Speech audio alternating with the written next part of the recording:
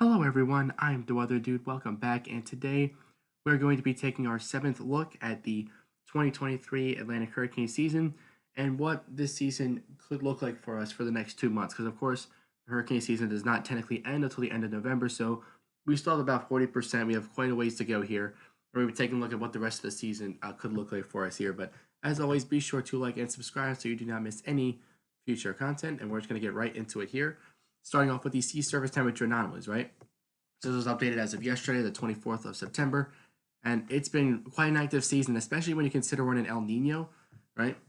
Those warm sea surface temperatures in the equatorial Pacific, which is supposed to inhibit, right? It's supposed to bring in a lot more shear into the tropical Atlantic, and yet we still had a lot of storms form, and we could have many more to come here, right? So regardless of this El Nino, because of the very warm waters out in the tropical Atlantic as well as pretty close to home, right? Especially the western half of the Gulf right now, parts of the parts of the Caribbean are looking very warm. All right, just a lot of the Atlantic Basin in general, with the exception of like around Bermuda. But other than that, waters are looking very warm right now. Okay, some places are 3 degrees Celsius, for example, above average, and the actual sea surface temperatures, well, some of those are closing in, if not exceeding 30 degrees Celsius in some of these areas here in the Gulf, the Caribbean, and even extending out of the Caribbean now, right? Remember that 25-degree line that I kind of like to say to track, that yellow line? That's like mid to upper 70s, and that's kind of extended way far north now, and it could still be extending, right? Usually the waters are around their warmest around this time, and then usually they'll start to slightly go down a little bit. But on the MDR region, sea surface temperatures in the upper 20s in terms of Celsius. Again, it is not Fahrenheit, of course, because that would be a very different story. Which is like upper 20s Celsius. It's kind of like around in the mid 80s. And once you get to like closer to 30 Celsius, that's like upper 80s, right? So you can kind of see the Gulf Stream as well, still carrying warm water. So very warm water going around here in the Atlantic Basin for sure. Although the sea surface temperature trends have been down a little bit in the past week. And of course, that's because of recent cyclones kind of moving over them, churning up that water, kind of cooling it down a little bit. But out by Africa, the water has actually been warming up quite a bit, as much as a degree to a degree and a half degrees Celsius, just in the last week. Other parts of the basin, of course, again, due to the storms moving over them, have cooled down a little bit. But this could, of course, be a pretty temporary change here, and it could certainly reverse the other way. If we look at the Nino 3-4 index right now, and this is why we're in that kind of moderate El Nino, a degree and a quarter above average right now. It's kind of just been ticking up, steadily ever since July, and even before that as well. So that is the El Nino pattern we're in right now. Of course, if we take a look at the North Atlantic, though, still very warm, almost 0.9 degrees above average, right? Even in the past couple months, it's been above average in the North Atlantic.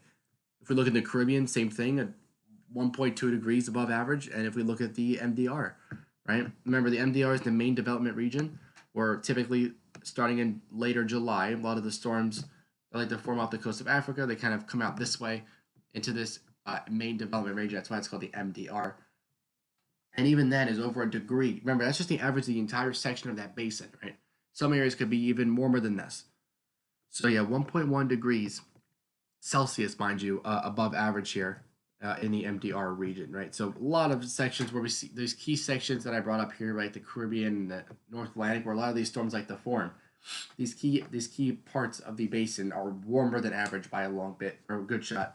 And of course, that's why we've been seeing such an uptick in activity as we do right now, right? So what is going on right now? Well, we got the disturbance out there with the National Hurricane Center. If you happen to see my last video where I talk about some of the disturbances, I might have it linked up in the top right there of your screen. I did talk about a couple of the disturbances that were out there right now. So of course, we got one in the Gulf of Mexico. And we got Philippe right here, and then we got 91L behind that. But of course, again, if you do watch that video that I have linked up there somewhere, I do dive into these disturbances a little bit more in detail. But just to show you those three those are the three that we have out there right now. You could notice not much dry air out there at the moment. Really, Gulf, Caribbean, really nowhere to be found. Honestly, like most of the dry air is kind of north of where the storms are. So there's a little bit, but nothing that's going to really inhibit development for these systems at the moment. All right, if you look at the tropical intensity index, again, something I like to watch as it evolves throughout the year. Of course, it changes daily, but You can see where we have a lot more highly favorable than we usually do, right?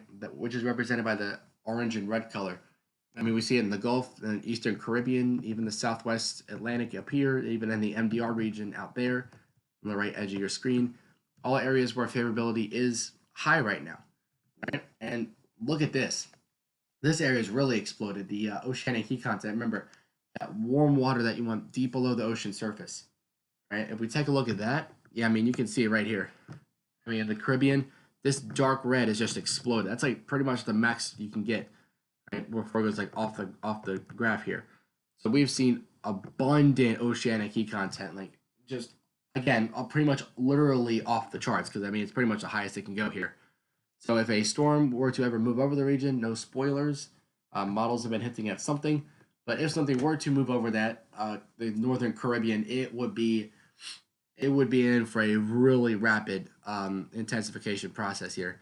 Almost like what happened with Lee, where it strengthened like 85 miles an hour in 24 hours, which is basically more than double than the standard requirements for rapid intensification, which were already impressive enough. So yeah, that's what I'm saying. This kind of oceanic heat content could make something like that happen again. So definitely got to keep an eye on that. And we'll be talking about, right? Uh, will there be any storms forming in this region potentially? Because you can have all the favorable conditions set up you want. You can have the warm ocean waters, you can have low shear, you can have all this. But if you don't have convection and actually having an area of moisture move over this, it's really not going to matter, right? It can be favorable all at once. So we're going to get into that in just a little bit here to show you could there be any convection, and we'll have a map to kind of model that out here in the coming weeks. If we take a look here at Philippe, you can kind of see it right there again, getting sheared off a little bit, so it's staying a little bit weak. But do note that the Gulf of Mexico wind shear is low and it's been falling for the past 24 hours, indicated by those blue dotted lines. It's been steadily falling, as well as the Caribbean and out in the Atlantic. Wind shear is pretty low, again, especially for El Nino standards. But there is a little bit out in the main development region. But I mean, if a storm like Invest 91L, which is sitting at lower latitudes, could maybe avoid that higher shear. So that seems to be what a lot of these tropical waves are doing, and could continue to do as the season goes on. Right? If we take a look, now that we're getting into October, if we take a look at where storms usually go, and one of the prevailing tracks is for it to come out of the Caribbean and kind of like up the East Coast or off the East Coast, right? And one of the models was actually hinting at some kind of Caribbean development, right? And sometimes like there's like a big low pressure area. I believe it's called the North American gyre. They kind of just a big low pressure area that just sits over here, and it kind of allows these little waves to kind of spin off and then eventually form into what we know as these tropical cyclones. But one of the models actually earlier today, I believe it was a GFS, actually had some sort of development out of there. So we'll see if that does hold. But you can see in the orange there, that is where storm tracks are most likely to go, followed by green, which is likely, and then blue. Or green is more likely, and blue is likely, right? So if you're shaded in any of these colors, you could be where the next storm goes for the month of October, because that's what typically happens. If we look at the CFS model, right? I'll take a look at that here real quick to kind of show you that convection again. And I don't know why the maps are so cut off. Like, I don't know if I open in a new tab, maybe that'll, yeah, it's still cut off. It's just a website problem. Nothing I can do about it, but I'll still be able to read to you the numbers here. So this pretty much goes out to the 2nd of October. And they actually, the CFS here can actually kind of forecast lower convection, indicated by those or reddish colors. But look what happens once we get to the later part of October. I believe this is around, I think this is the 2nd to like the 10th around there, or 2nd to the 9th, excuse me. And you can see, again, look at these greens building in, right? That's that increasing convection, right? We have that moisture. And then there you go, the 9th to the 16th. We see it building across the entire Atlantic basin. So we could see an active October to come here. 16th to the 23rd, kind of more of the same. This is the 23rd, I believe, to the 30th. And then this is getting to early November now.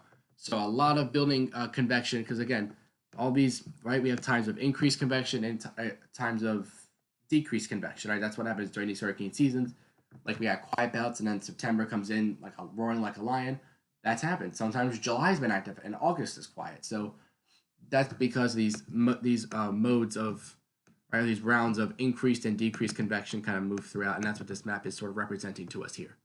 So that was the CFS version of it. Now this one's actually not like a cutoff map, so you can actually see like the key at the top, which is nice. But this is the CanSIPS model. You can see for the month of, here you go, October. But then once we head towards November, If we advance over to November here, you can kind of see, again, a little bit building of that convection as we head into the month of November.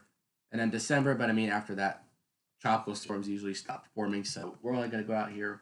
You can see October and November. All right, so models seem to be in agreement on that. If we look at the sea surface temperatures and the trade winds, you can see where the sea surface temperatures are certainly above average because we're in an El Nino.